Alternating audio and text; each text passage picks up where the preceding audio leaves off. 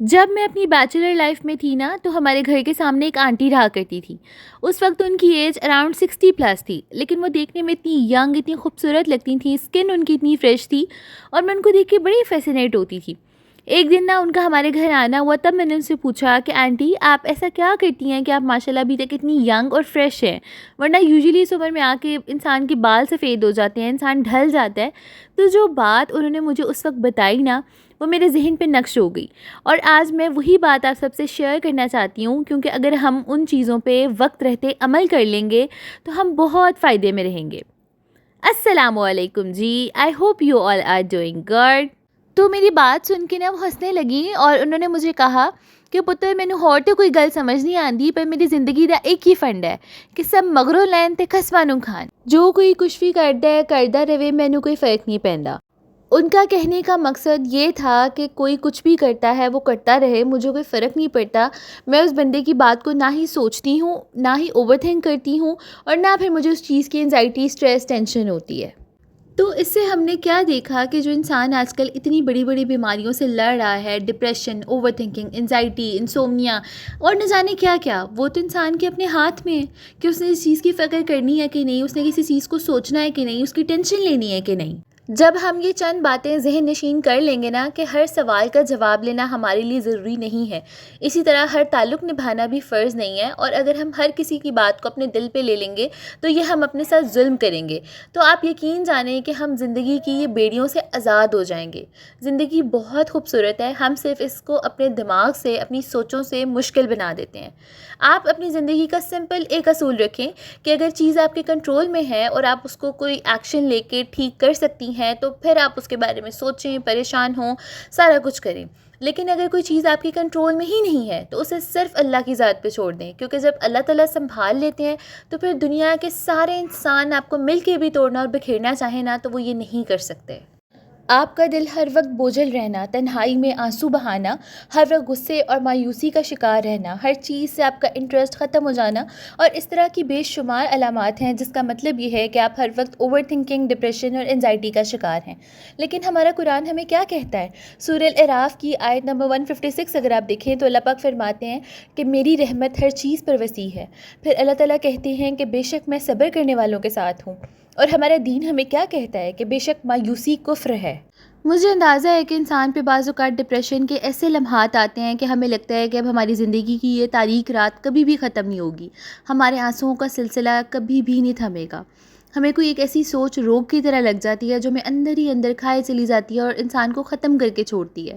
بس اگر ایسا وقت کسی انسان پہ آ جائے نا تو اس کو چاہیے کہ اپنے آپ کو خود سمجھائے، اپنا تھیراپسٹ خود بنے، کیونکہ دنیا کو کوئی بھی انسان آپ کے دکھ کی ڈیپتھ کو نہیں سمجھ سکتا جتنا اچھے طریقے سے آپ خود کو انڈرسٹینڈ کرتے ہیں. لوگ شاید آپ کو تسلی دے سکتے ہیں، لیکن آپ کی پریشانی کا حل آپ نے نکالنا ہے، اور وہ آپ کیسے نکالیں گے؟ جب آپ اللہ کی رحمت پہ بھروسہ کریں گے، جب آپ کا ایمان مضبوط ہوگا، اور جب آپ یہ سوچیں گے کہ غم، پریشانی، ڈپریشن سے تو میرے نبی بھی محفوظ نہیں تھے. جتنے بھی پیغمبر گزرے ان پہ بھی مصیبتیں آئیں، پریشانیاں آئیں، لیکن انہوں نے اپنے آپ کو کیسے نکالا. اگر ہم حضرت یوسف کا واقعہ سنتے ہیں تو حضرت یعقوب علیہ السلام نے کتنی دیر اپنے بیٹے کا انتظار کیا، اور اس وقت انہوں نے اپنے بیٹوں کو کہا کہ اللہ کی رحمت بہت وسیع ہے. حالانکہ وہ اتنا روتے تھے کہ ان کی بینائی چلی گئی تھی، لیکن وہ اللہ کی رحمت سے مایوس نہیں ہوئے. وہ سوچتے رہے کہ ایک دن اللہ مجھے ضرور میرے بیٹے سے ملوائے گا.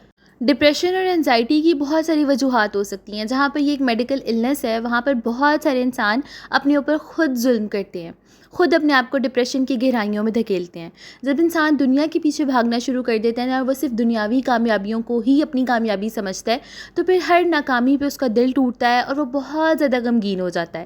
جبکہ ہمیں اللہ پاک کہتے ہیں کہ یہ دنیا دھوکے کے سوا کچھ بھی نہیں ہے.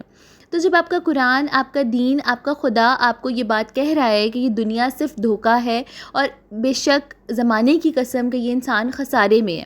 ہمیں کسی وجہ سے ہی کہا گیا نا کہ انسان نقصان میں ہے، کیونکہ ہم دنیاوی دور میں ہر چیز بھول جاتے ہیں، اپنی نماز کو پس پش ڈال دیتے ہیں، جبکہ ہم یہ بھول جاتے ہیں کہ نماز ہی تو کامیابی کا پیغام ہے. دن میں 5 دفعہ جب ہمیں حی علی الصلاۃ کہا جاتا ہے تو اس کا مطلب ہے کہ آؤ کامیابی کی طرف.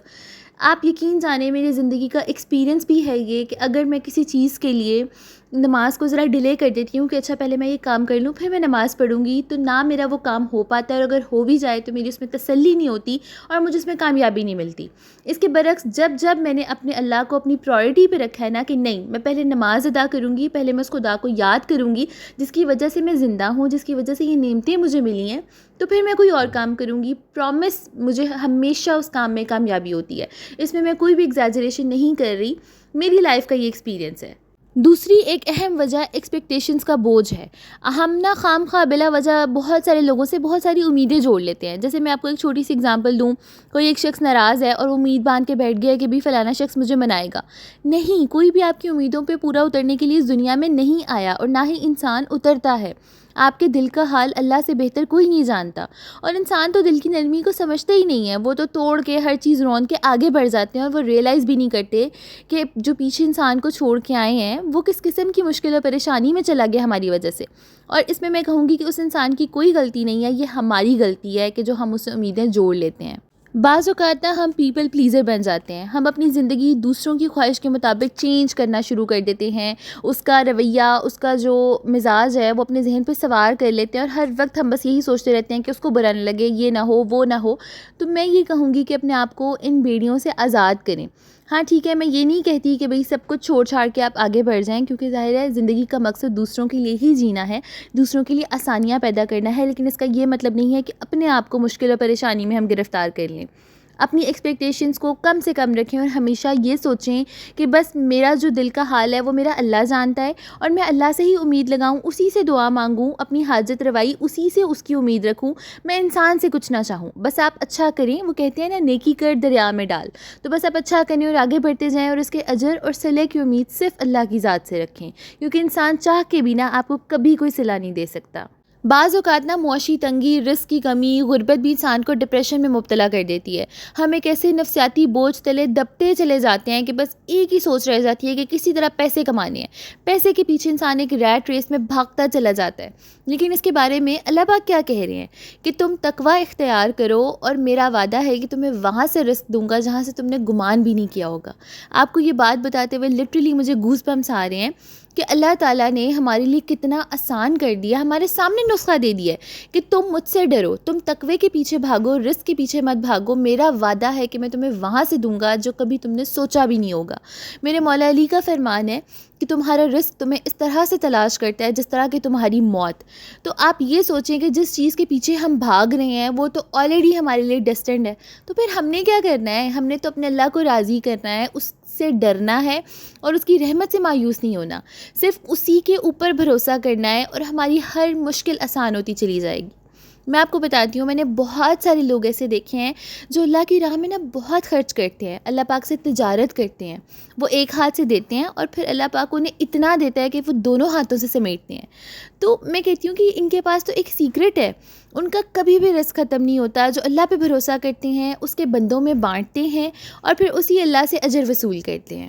اور بھی اس کی کئی بڑی وجوہات ہیں، جس میں ہماری ایمان کی کمزوری ہے، دین سے دوری ہے، نماز سے دوری ہے۔